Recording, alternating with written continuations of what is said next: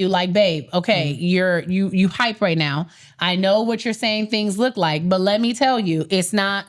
It's you looking at the window when it's got dust on it. Ooh.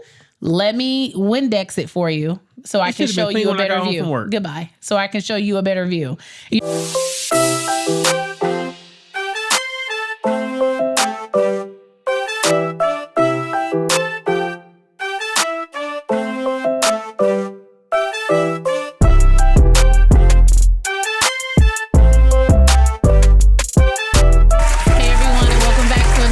Of Life After I Do podcast.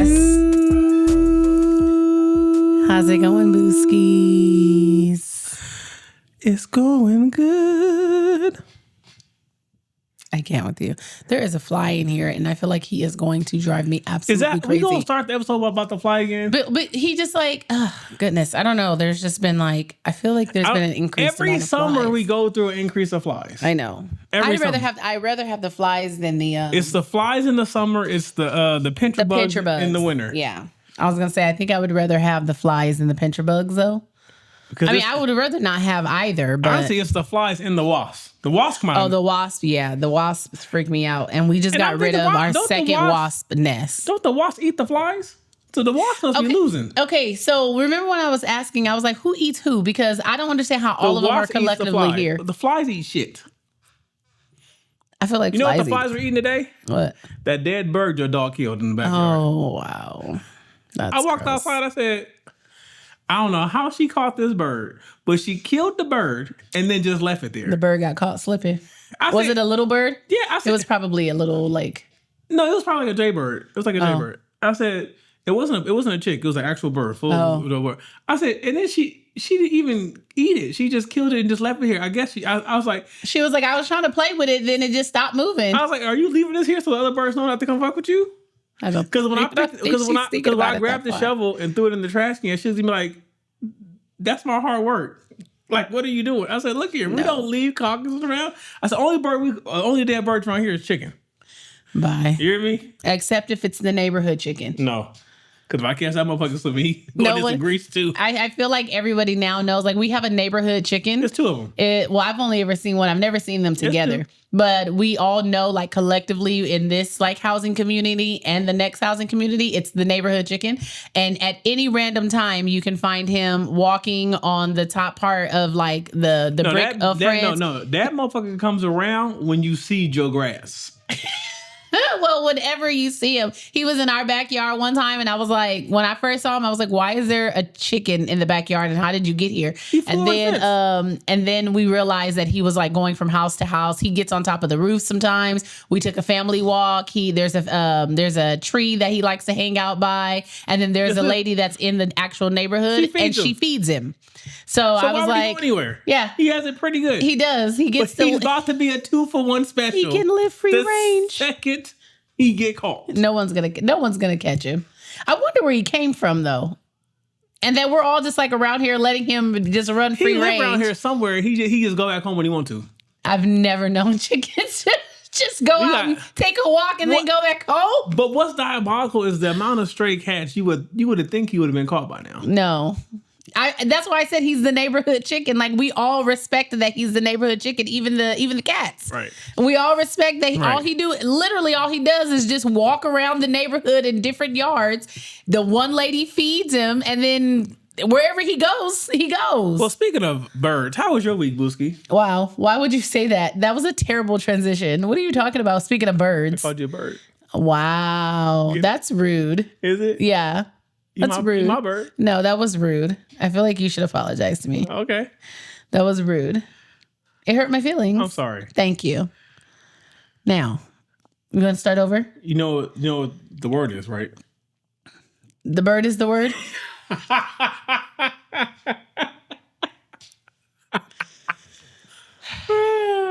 My week was good. Well, my week was overall suboptimal.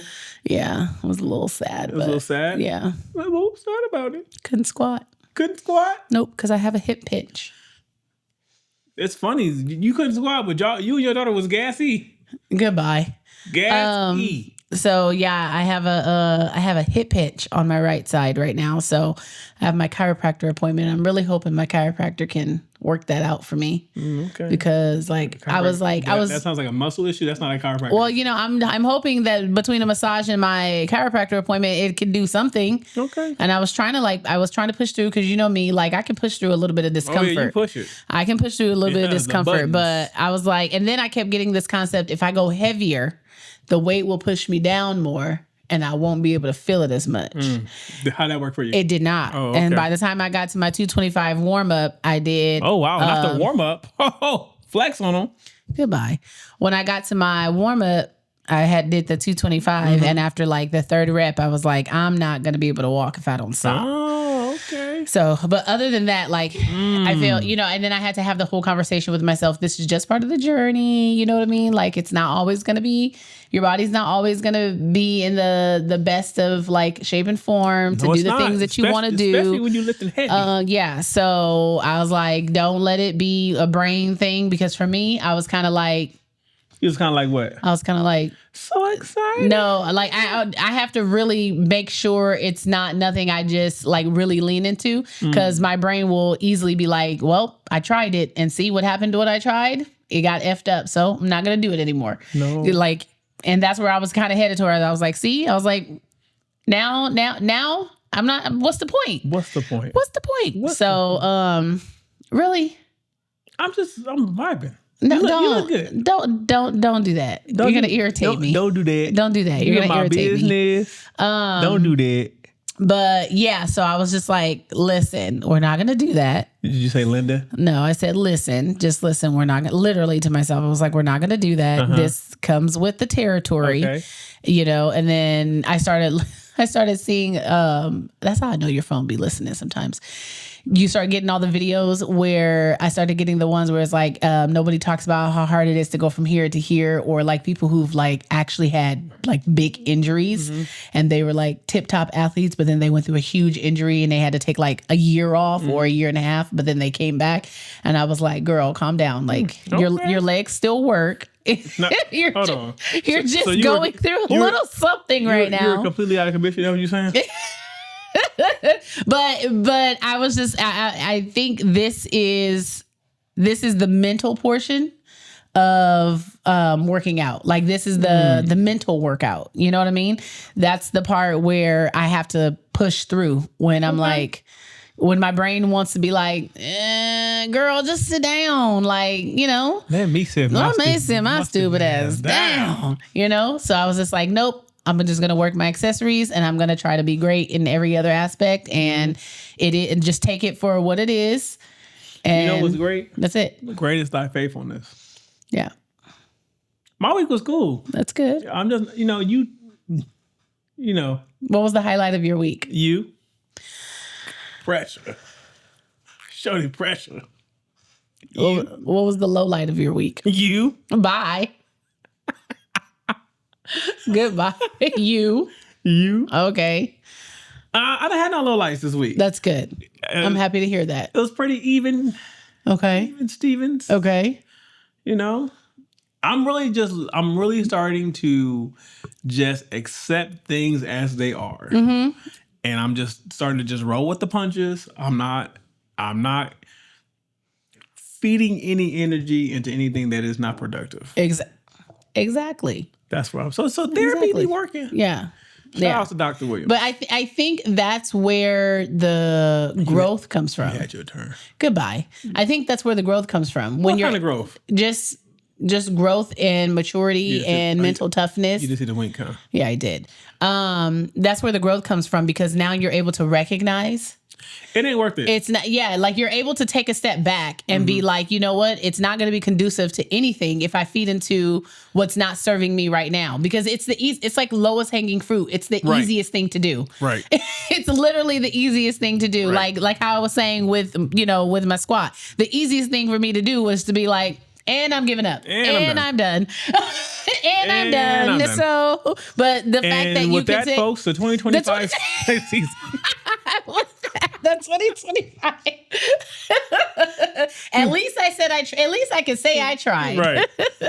So I think that's where the growth comes from, where you're able to take that little step back and say, you know what, like Maurice, you're blowing it up bigger than what it really is. You know what? And here's the thing is I know that I'm starting to get to the point to where my normal day-to-day conversations are certain like talking points I don't even want to entertain no more. Mm-hmm. I'm like, this is like old news. I don't care. Mm-hmm. This don't interest me no more.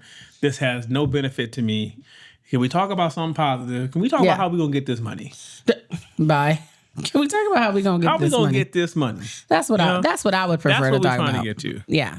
But yeah, I think that's really, when you think about that. It's growth. That's growth. Yeah, it is. Look at that. Would you cut it out with the winking? What are you doing? The growth. Okay. Look, by now they know how I feel about you. Okay. Do they? And the growth. Well, cut it out with the growth. You said it. It's weird. Well, people, today's going to be a little bit different. My wife has ordered me. I haven't ordered you to do anything. Let's not start off with lies. She has ordered me. Let's start the episode with lies. She has employed me.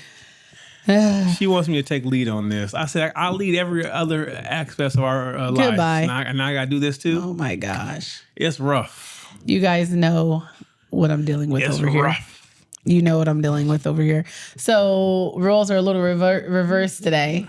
So, babe, what are we getting into today? Are we trading spaces like trading places like no, I knew you were going to reference that song. Please don't. Top? No.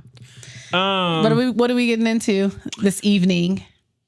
Today we're going to talk about responsibility and love. Okay. Right? Mm-hmm. And unpacking the emotional weight of showing up every day, even when you don't want to. And let me tell you, boy, there's some days. About being responsible in love, even when it's not convenient. Okay? And there is some inconveniences. You think you're such a sunshine. Oh, I know I'm not. No, I know that I'm not. And you know how I know that I'm not? Mm-hmm. Because there are times where I'm feeling that way. Uh-huh. And the only thing that I can do is make sure that I'm not a sunshine. Oh, okay. Well, at least you admit it. So, but when I say it, so it's cool when you do it. No, wait. Okay, wait. It's a problem when I do it. So we went and saw the comedian Ali Sadiq, right? And he was talking about how, like, at his age now, he was like, I don't really get sad, right? And he's like, but when I do get sad, I can't keep it to myself. Oh, okay. He was like, I like to share it with everybody. So he was like, I'll go into a random store and I'll walk straight in and I'll just be like, can I speak to the manager? Damn. So the manager will come out and he said, I just asked, what's your policy on theft?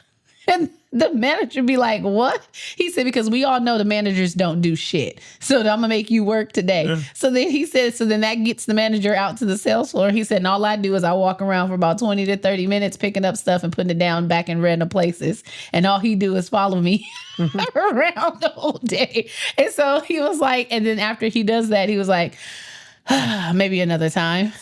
And then he walks out and he was like, and I feel better. And I was like, oh, see, that's how you share. Giving, you give and you share. So that's why. That's some asshole shit.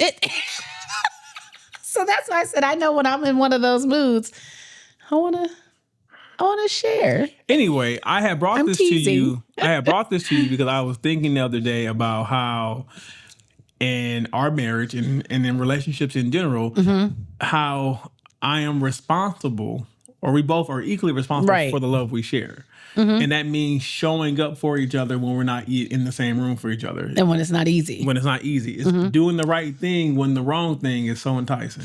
When the lowest hanging fruit is right there for you to grab and get full off of. Right.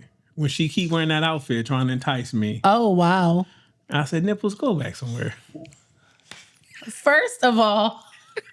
They don't know who she is.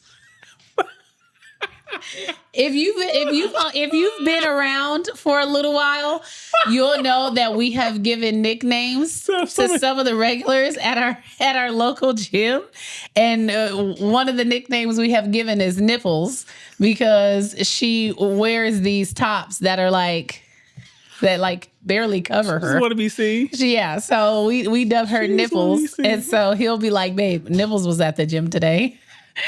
Right. So she be trying to entice you. Right. I can't. Goodbye. So the thing is that when like, the thing about love is that it's not just one thing. It encompasses a variety of tasks and responsibility within itself, right? So the way that you receive or perceive love, that's another thing that I have to be mindful of, that because I have to then portray that to you and vice versa, right? So I know, like, from your point of view or from my standard, like me being a source of stability, someone that you can count on, being that rock for you.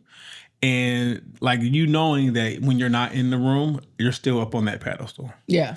Even though you lost 2 of the step ladders, you still in you can still climb up. I don't know how you get up there with only one step ladder. He cannot stay on task for like more than 30 seconds at a time. But it's like being able, like me being responsible to you is you believing that you can count on me, not only financially but emotionally and spiritually. To some point, right? Yes. And it's that I intertwine all those aspects of your life to make sure that you feel stable and secure in all those areas. For the most part. And I think that's a key point in our marriage that kind of helps us stay grounded and rooted together, and where we have, for lack of, we have ingrained our roots together to become one weird dope ass family tree. But I kind of feel like that also, obviously, with a lot of things, that takes time.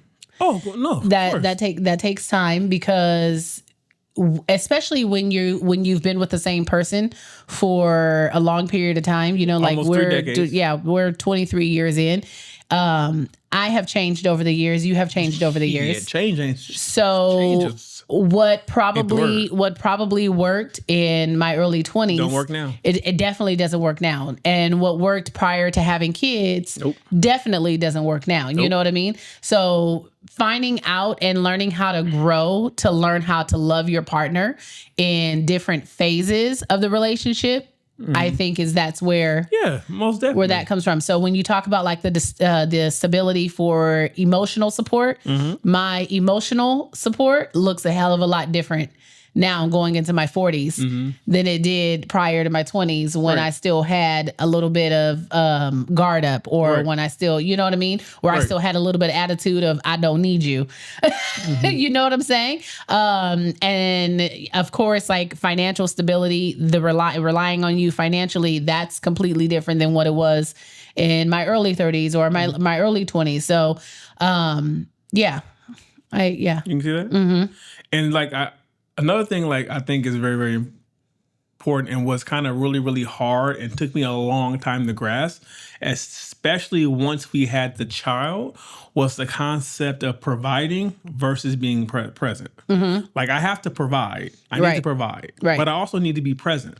I also need to be able to come in and be emotionally available to you when you have your moments where you need to break down. And I also need to have a space where I can be vulnerable enough to get some of the work/life stresses and pressures off of me from time to time, so that I don't feel overwhelmed, so that I don't feel like I'm doing too much, so I don't feel like I'm not appreciated because I'm just running myself rampant to make sure everyone's okay, but then I feel like no one's feeding back into me. I have to make that time so that you have time to feed back into me. That reminds me of I think her name is Brene Brown, and a concept that her and her husband had came up with was giving each other like percentages of where they are, right? So like if we're both working parents, we're both tired, right? But we still have household things to get done. We still have kids to take care of.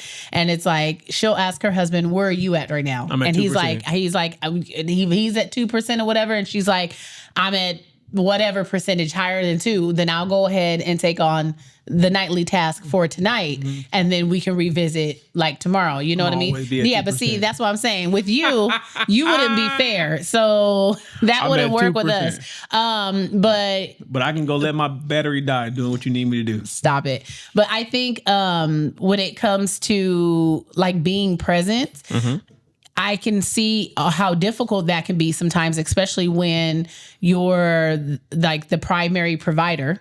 So obviously in a financial aspect, when you're the primary provider and you're the one who goes out and you work a lot of hours and things like that. And I primarily take care of the kid and take care of home. But like we've talked about before, that's still never an excuse for you not to be a present parent. Right. But that was something I had to learn. Yeah. Well, and I feel like that's something I do honestly feel like that's something we still work through. Because I know for us, like when we made the shift to you being a stay-at-home wife, that was during COVID. Yeah. And I was working 60 plus hours a week. Yeah. And it was like when I got home, I was like, I don't want to do nothing. Yeah. Like I'm exhausted. Like I'm putting in 60, sometimes 62, 63 hours a week. When I'm off, I want to be off. I just want to sleep. Yeah. Like, and you're like, no, we need to do something. Let's have family game night. And I'm like, can we have family sleep night? Yeah. Can we have family nap day? And that's something I had to learn too, to also make sure that yes, I'm sorry for cutting off. That's but can we go back to have a family nap day? Bye. Yes, we can. That was really nice. But making sure that I think especially in the beginning, because before there was like a whole like schedule and I kind of had how I was running things down packed, I still wanted it to be like, I still need you to give me 80% when you're here, even though you've worked, 60 plus hours. So that's something I had to work through also in the transition, and making sure that I allow enough like time, grace, and patience for you and have a better understanding, because now it's like my energy, even though I had a little bit more energy in the beginning, because to be honest, the first year, it was like... You was comfortable. Very comfortable. Very comfortable. I was like, you know what? I was like home dude, the $2,000 gaming PC guy. Yeah. I was like, you know what? This is great. I said, you do have to at least cook some food around here. I was like, this is great. I said, I'm working 13 hours a day. I'm coming home. Y'all in y'all pajamas. So I was like, you talking about, did you get some on your way home? No, I came straight home. What are you talking about? What have you been doing today? You didn't mind picking up takeout before, but then again, I was also working. So nobody was cooking. The money was different when we both was working, honey. So, me having to develop the patience and the grace to make sure I have a better understanding, like you've picked up increased hours to cover what is no longer there to make sure that everything can still run like how it needs to run. You know what I mean?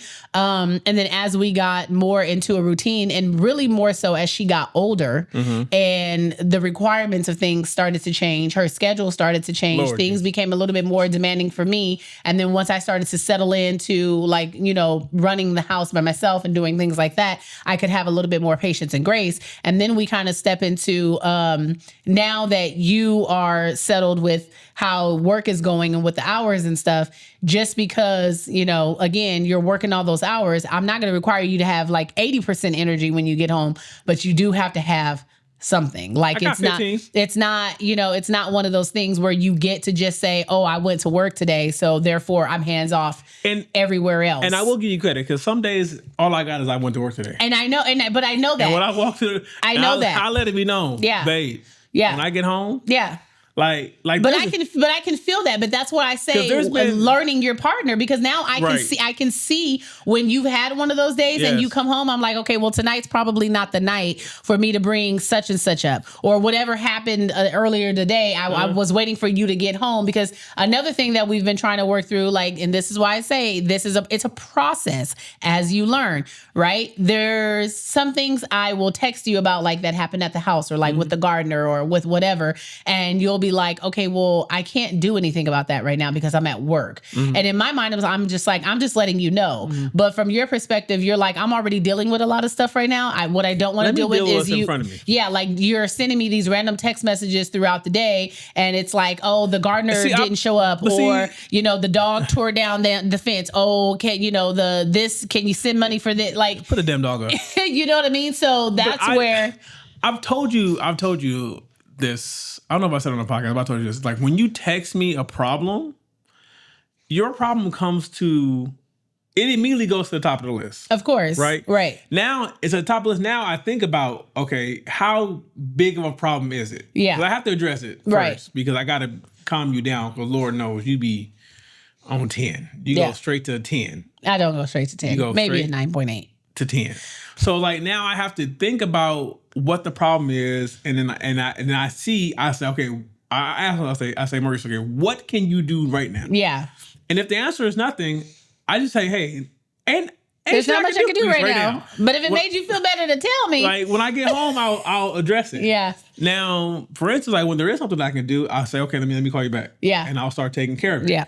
But even then, like, even when I can like call somebody to come out, me being who I am, I don't really like having other grown men here. I know when you're not here. Yeah. And that's why I tell you, keep Olivia close by. Yeah. No, I understand that. And you know, like the thing is too, going back to like what you said before, making sure you're creating stability by making sure I can also rely on you. Right. So when I have transitioned to the brainstem of when I do call you if something happens, and I mean, if you batting 100, right. I'll be like, you know what, I'm gonna just go ahead and call my husband and let him take care of it. But so I feel like that could be a double-edged sword for you sometimes. It is a double-edged sword.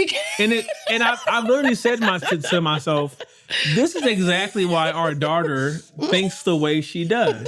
Because it's like whatever mommy asks, he make happen. Whatever I ask, he make happen. So I'm gonna just ask, no matter how outlandish or crazy it is. I'm gonna just trust that my daddy and you be like, my husband gonna make it happen. And my dumb ass be out there racking my brain trying to figure out how to make it happen. But here's the thing. So I'm creating my own problem. When you make it happen. Right. You know. And that's what I'm saying. I should not be when you make it happen, you know. But see, the thing is I am aware of that. So I do try to not like put too much. Like I try not to push the envelope too much, you know. But if it's something where I just feel like, I mean, you know, I've offered too, because this is the thing that you do also, and I don't know if this is part of like your brain conditioning as being like the provider, is when I do offer to try to take care of something or handle something, immediately you're like, no, it's okay, babe, I'll take care of it. Like the situation with the car, right? The car needed to get picked up from the house to get taken to the repair shop. I can very much sit at the desk and call AAA, and I can schedule the appointment for the car to get picked up. I can do those things. Like those are things I can do. I have done it, but most of the time you're like, don't worry about it, I'm gonna take care of it. And I'll be like, babe, I can take care of it because I know that you're already doing 100 things. But one thing I do is that anytime there's a situation where we're dealing with any type of business or anything related to our child, I let it be known that this woman has a husband and this child has a father. So ain't gonna be no bullshit up in here. You're not gonna get over on it. You're not gonna let somebody charge me for putting air in my tire? No, I'm not. That's not happening. So I appreciate that. Some phone calls I have to make. Now, the doctor's office, go call them. Oh, see, you lead me to the shit you just don't want to take care of. Girl, call them. Girl, call them. Oh, girl. But see, that's where we talk about the stability, the support, and patience going both ways, right? So when you need doctor's appointments, babe, you know, I need a doctor's appointment. Okay, let me get on that. That's, for me, that's part of household things anyway, because I'm making my doctor's appointments. I'm making her doctor's appointments. Let me go ahead and make your dentist appointment, put it on the calendar, whatever, you know, for the times where I do know your schedule, or whatever else you need from me to better help support you to make sure your day goes a little bit more smoothly. Now, let me ask you this. How well do you think I partake in what they call the silent love language? The silent love language? Right. Which is sacrifice. How do you think I sacrifice my own personal desires for what's good for you and the family? Or do you think I just say, we're going to roll with the punches and see how we end up on the other side? If you got it out. It ain't triggering it. How much do you feel I put the family first without expecting praise or needing praise for that? I think that you do a really good job at trying to make sure that we're always at the forefront, where it counts for sure. There are times where, and I don't hold that against you, where it's like something you want to do or something you want to get. And it's like, no, I'm going to do this because, excuse me, I've never seen you do something for yourself or get something for yourself that sacrificed something that either that we needed or something that was really important. Mm-hmm. You know what I'm saying? Like, for instance, I know that you really want a truck, and I'm making that payment every month. And technically you could get a truck, I'm but making you that also payment every month. But you also know, right, exactly. But you know how, pretty of a bill we pay for gymnastics lessons, for competitions, for private lessons, for dance practices. And every time she don't get a 9, I say, bye. I could have had a truck. Goodbye. Don't put that pressure on my baby. 8.9s. But so and I could have had a truck. It's like, no, hold on. I'm watching her get an 8.2. Cut it out. And I could have had a truck. So like, just using that as an example, like, yeah, you could go get the truck you want, right? Mm-hmm. But also being the protector and the leader, knowing that may not be the most financially responsible thing to do. So therefore you figure I'll just, I'll ride it out. I'll sacrifice. I don't like that term for this, example, but I'll sacrifice something that I really, really want for the happiness of this is what my child is choosing to do right now. And honestly, I really do try to put you guys first. I really do try. I know you do. I really do try to give myself bare minimum what I need to just survive, and I really do try to But that's not what we want for you. But I get that. Sometimes I feel like it is, but. What? Sometimes it feels that way. However, I'd be like, babe, we got X amount of dollars left. You're like, ooh, I'm on my way to it. Goodbye. No, I will. Oh, go ahead and finish your thought, and then I'll let you know. So it's like, part of therapy has been me rewarding myself with things that I want, not just what I need. Because it's one thing to buy myself the things that I need, because I'd have to buy them anyway. Right. Whether we were here or not. Right. So that's what I always say. So like for me recently, if I can think back like the last 6 months, those headphones I bought us, I wanted those. Yeah. I didn't need those. I wanted those. And now I don't even use them. Yeah. Crazy work. I'm really over buying expensive headphones, by the way. Right. Like I'm done. And the other thing I really, really want in my baby, my damn Ninja Turtle shoes. I wanted them shoes so and bad. Did you not get them? I got them. Yes. And I want them so bad. And now I want the other pair so bad. And every time I see them, I have FOMO that I'm like, when you go up to the bottom, they're going to have them no more. You'll be mad. But it's like, it is something where I've even said this to my friends, like sometimes you have to reward yourself for the work you're doing. And as a provider for me personally, that was something that was hard for me to understand, because my mentality for so long was I don't want to take from the pot when there's other things needed. Yeah, but there's always going to be other things. I mean, you saw how bad, we got to a point, y'all, where she was throwing my underwear away.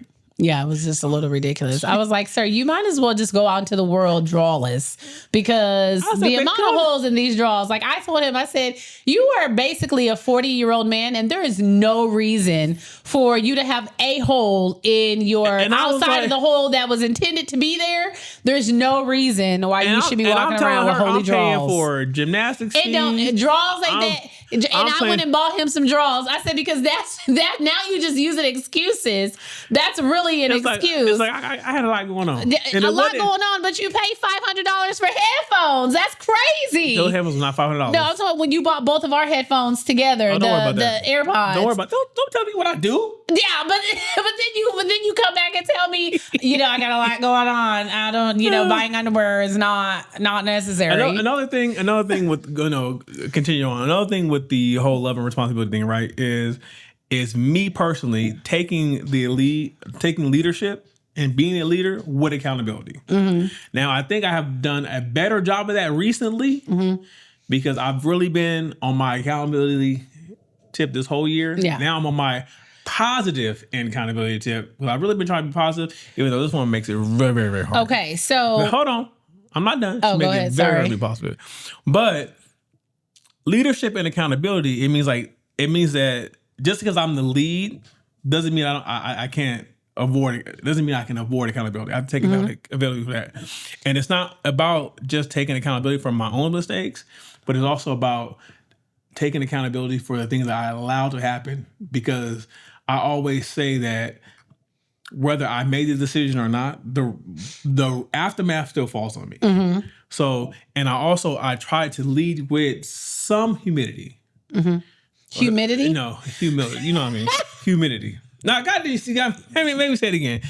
Humility. So, I try to. I don't know if you have been perceiving it that way, but okay. See, y'all, and this has been the last episode. But that's what I've been trying to do. Yeah. So I don't know if that's been coming off that way. I don't know how important. Like, have you seen? Do you feel like so what you feeling? Wow, what am I feeling? And not just my hand on your thigh. I see. Okay, this is where I see. Okay. I can see the second, like that second thought process happen with you, where you're trying to work on old habits. So when you react a certain way to something, it's like the old habit first. Mm-hmm. And then once your brain kind of calms down, then you are able to be like, hey, remember this is something we said we were working on it. And then you come back and you're like, okay, I apologize for the way I handled that. This is what I was trying to say. This is how I'm feeling. And that's why it came off this way. I'm getting better. So it's growth. That's what I said. Oh, it's growth. Yeah, it is. It's growth. I think it's growth. Stop it. I think too, the biggest thing not the biggest thing, but one of the things for me is when we talk about, you being, or just men in general, being providers and being protectors and being the leader and like holding down the fort and being the strong one and having to take care of a lot of things, making the other person feel like they have to, like, of course we're grateful, we're appreciative, but it's almost like weaponizing it in some form. Mm-hmm. You know what I mean? Because when you are in a heightened state or when something comes about and you do have a lot going on or a lot on your plate, it comes off when you're trying to tell me like, oh, I'm stressed out about this and we have this to do and we got this to do. And it doesn't seem like you appreciate this and I'm not being appreciated. And I'm just like, okay, like, hold on, because we're in this together. There's the problem and then there's us. It's supposed to be us together tackling there's it, right? The pod and then with bees. Bye. Stop it. Me and the pod together. Stop it. On the pod. Cut it out. So it's, like I've told you before, as we're working through you, when you're taking accountability mm-hmm. or whatever, when you react in a heightened state, don't react in a way where you're trying to translate to me that I don't understand all that you have to do. When I'm yeah, I am. Because like I tell you, I'm here because I have to deal with, I get all of the emotional aspect of it when you are in that heightened state. When you're feeling overwhelmed, when you're feeling stressed, when you're feeling like you don't know which direction to go, when you feel like you're at a crossroads, I'm literally right there. You do not shield me from that. Do you know what I'm saying? Okay. Like, it's not like you go off into a corner and you're dealing with all those emotions by yourself and then you come back out to the room and you put on a face for me to be like, everything's great. Like, I hope you're living life. Everyone looks good, happy. Like, then I could live in La La Land and be like, yeah, like life is great. He's taking care of everything. I've got money in the bank. I can go do what I want. It's not like that. I feel when you're stressed out. You express to me when you're stressed out. You know what I mean? So I feel like that's also a part of you taking accountability, mm-hmm. right? But I think for me personally, it's like, I don't want you to feel like you're still having to just carry the load by yourself. Okay. Because, even though you quote unquote may be carrying the load by yourself, mm-hmm. you don't have to carry the load by yourself. Okay, that's funny you say that. Because not sure if I used a lot of words to go around and say something small. It's funny you say that because it's like the whole concept of protecting your peace, right? Mm-hmm. Not just your safety, right? Mm-hmm. The concept of me showing up through love by managing my tone, the tone I take with you, right? By planning ahead, and handling conflict before it gets to you. So basically being that buffer. Mm-hmm. And I do try, I make that my attempt to say, hey man, let me try to hit this on the head. And I may not I understand now that I tell you things without saying things. Like I'm like, hey babe, maybe not this week. Mm-hmm. Maybe we do that next week. Yeah. Or, we got this coming up. Yeah. Like I try not to never say like yes or no. I try to give you a broad brush spread, or what you want to call it, of the landscape. Like, hey, I know it looked good today, but I ain't spend this. Yeah. Or I ain't do this because I know what's coming. Yeah. And I'm trying to be ready for what's coming. Mm-hmm. So once I know we in agreement for what's coming, then... Now, let me ask you this. Then we can... Let me ask you this. As we're learning and, how's that working for you? It's not working. It's not working for you, right? It's not working for you because, and like I've told you before, what I have to bring to, I hate this term of bringing something to the table.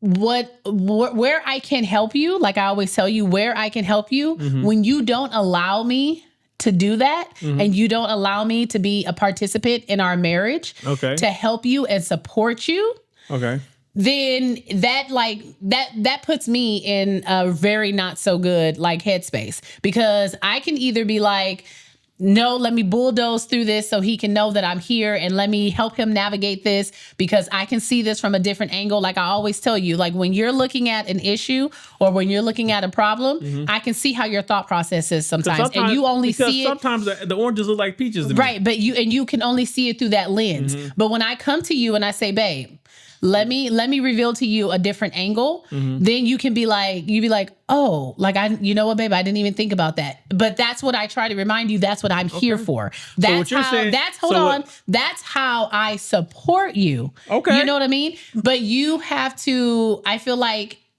where we're still learning is you having to learn to lean and depend on that. Lean back? Lean and depend, or lean into that, right? When I'm telling you, babe, okay, you hype right now. I know what you're saying things look like, but let me tell you, it's not. It's you looking at the window when it's got dust on it. Ooh. Let me Windex it for you so I can show you a better view. Goodbye. So I can show you a better view. You know what I'm saying? Yeah, I get you. So that's where the support system comes in at. That's how we work together. That's how the head and the neck work together. Who's the head? Who's the neck? We won't get into that. Go ahead. What did you have to say next? Who's the head? Who's the neck? Go ahead. Oh, so you think you're the head, huh? No, I don't. Look here. Don't let your little deadlift PR get. Oh my gosh! Bye. Okay. Go ahead. Okay. And it's this thing. Another thing. My last point is that it's really about me keeping the promises, even the small ones. So if I say, hey, babe, we're going to pho on Thursday, I promise you. Thursday, even though when Thursday come around, I don't want pho no more. Yep. I want some catfish. Yep. But what happened, it's funny that you brought that particular example up.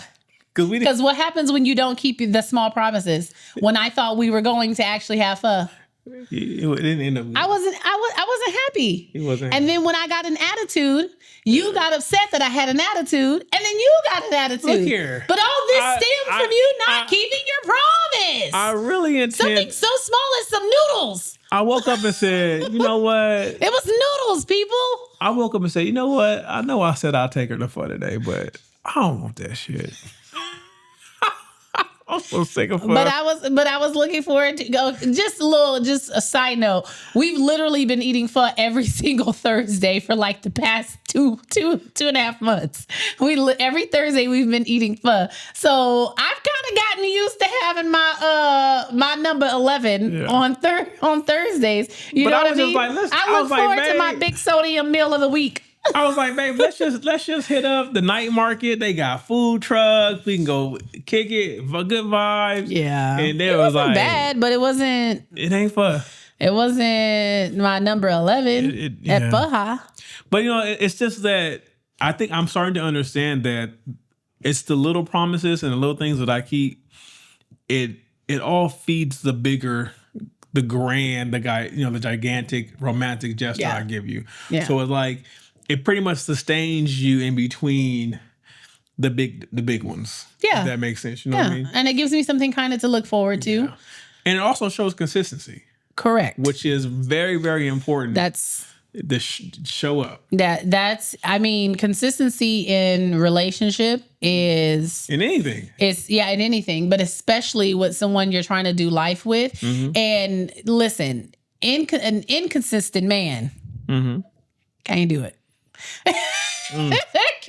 Can't do it, especially if it's like if you're supposed to be the one with the plan and the vision and driving the bus.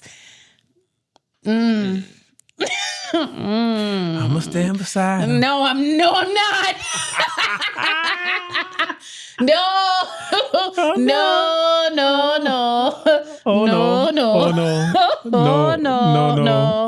no. Remember I made that clear. What was that, in 2010? You broke my heart. Yeah, I said, listen, there's a lot of things I can do in life, but this ain't one of them. But you dragging me to hell ain't gonna be one of them. Not hell. Come on now. This has been another episode. A lot of things. This has been the last episode. But you dragging me down? Okay. Oh no. Okay. No. I'm gonna just end my little part with this. Okay. Since since she going to hell apparently. That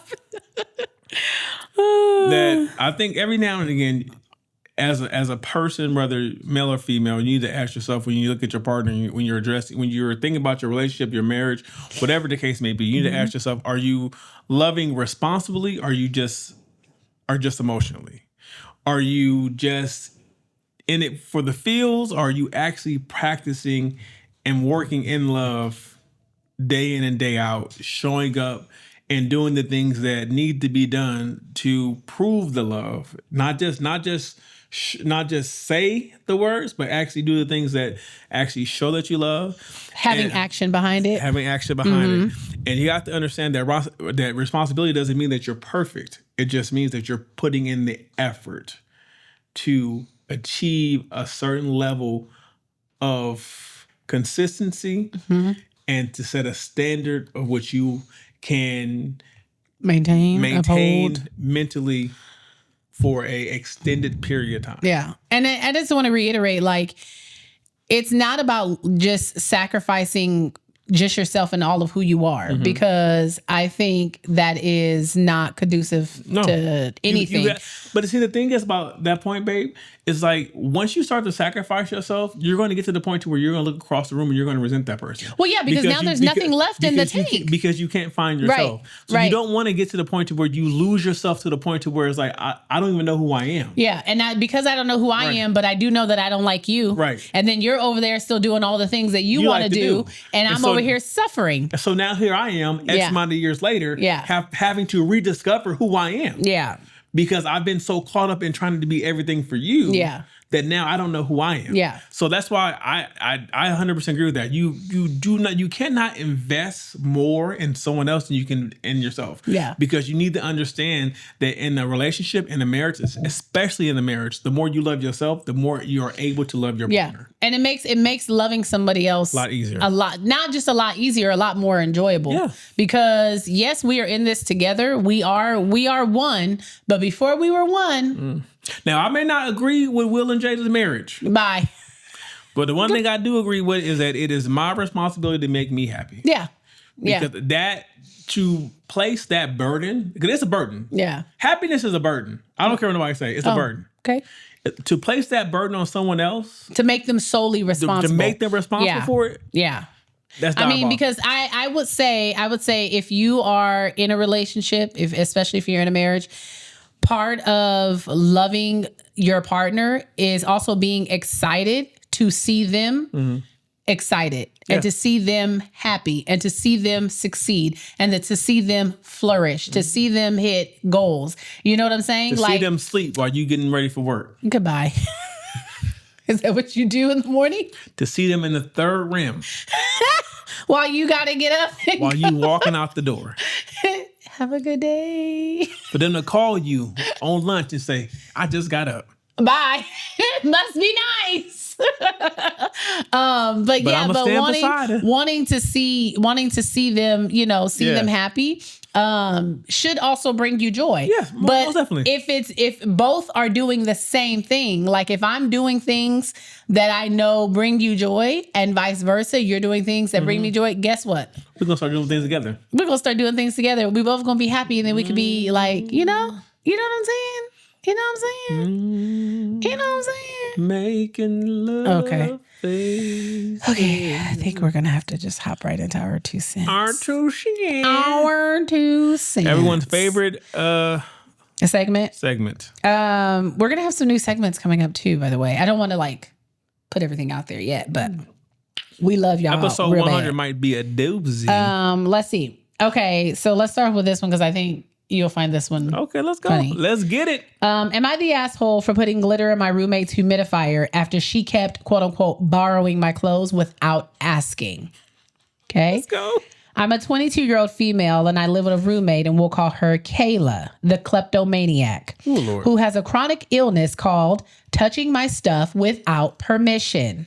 No matter how many times I've asked, begged, or written Post-it notes in increasingly aggressive fonts, she's borrowing my clothes. Not just hoodies either. I'm talking full outfits down to my custom bras with my initials on them. Damn. So I got petty and I got glittery. She has this giant pink humidifier that she's obsessed with. Just think glowing orb of aesthetic health vibes. I unscrewed the top and dumped an entire vial of ultra fine cosmetic glitter into the water. I figured best case scenario, she sparkles like a Twilight vampire. Worst case scenario, the humidifier dies and she stops living like she's in a Pinterest board. She turned it on, and within hours, our entire apartment looked like Tinkerbell had exploded. Her cat was shimmering. Our couch had become disco themed. I was proud. She was not. She accused me of trying to poison her sinuses. The glitter is non-toxic. I checked. Now she won't speak to me, and she posted on Instagram that I'm a demonic terrorist. Our mutual friends are split. Half think that I'm a genius, and the other half think that I've gone feral. What do you think? Am I the asshole? As a board member of the petty committee? Of the petty committee. That's kind of genius. I don't know. I approve of all actions. The fact that she was willing to sacrifice the apartment. She was like, I don't really care at this point. She said a point has to be made. And if I've gone through the steps of trying to be reasonable with you, I'm going to have to do something drastic so you know I ain't the one to play with. That's crazy. She said, look here.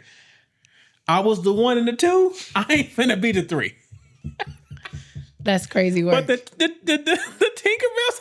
That's crazy. She said Tinkerbell exploded. She's like, best case scenario, she'll look like a Twilight vampire. And she said even her custom stuff that she had her initials. Her bras with her initials on them. That's diabolical. And she's already asked, she's pleaded, she's begged, and she's wrote Post-it notes with aggressive fonts. Mm-hmm.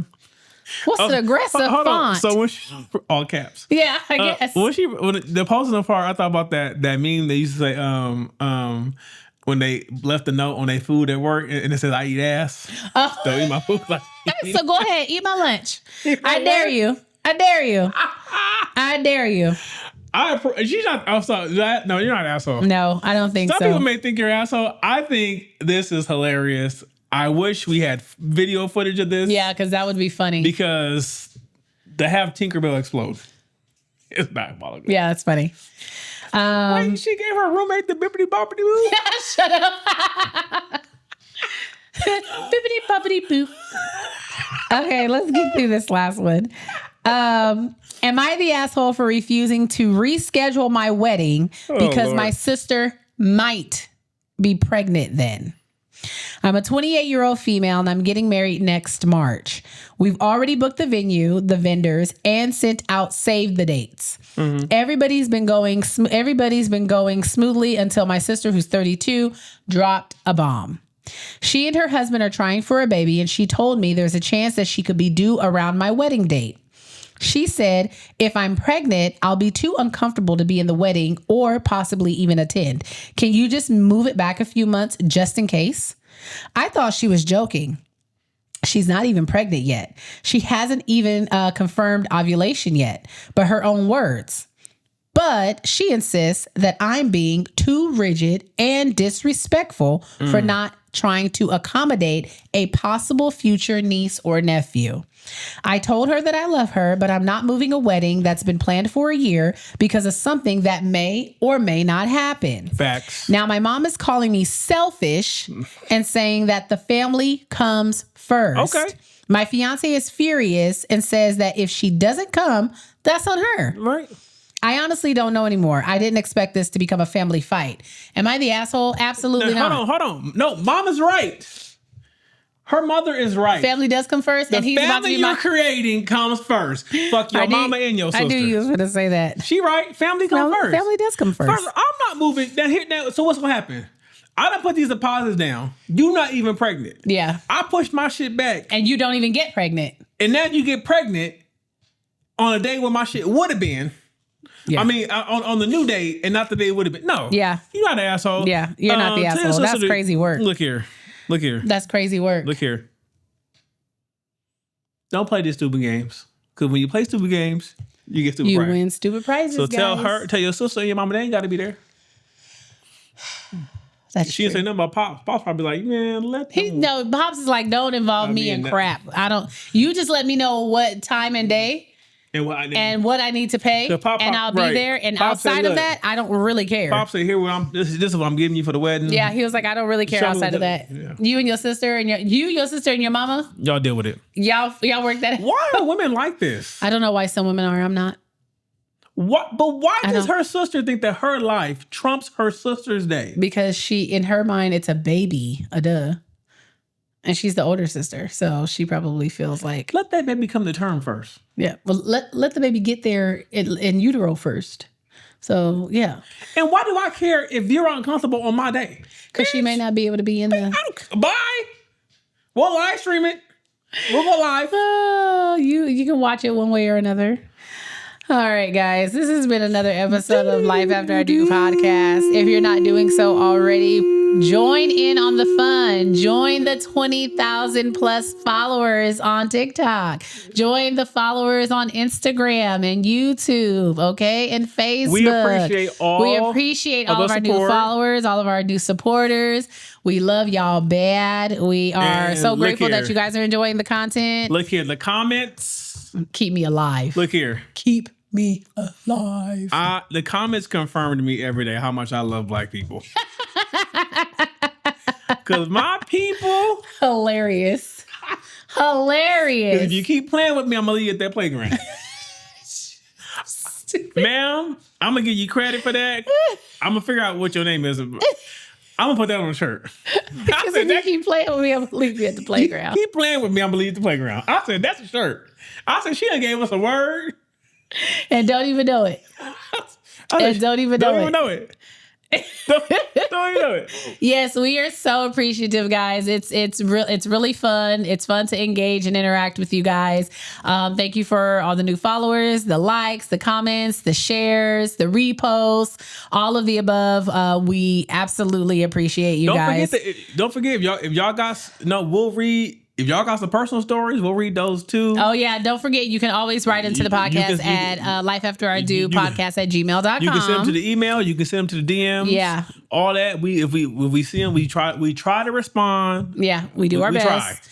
And we're doing our best to we hear some of the feedback. Okay, we hear some of the feedback, so hopefully you guys can also see some of the little subtle changes. If that wasn't a piece of your feedback, you probably won't notice the change. Right. But if it was your feedback, then you would notice the change. We appreciate it. So we appreciate that, and we are just grateful and just want to keep growing with you guys. Right. So don't forget to continue liking, sharing, comment, all of the things above. All those things. Hit us up on Instagram, TikTok, Facebook, YouTube.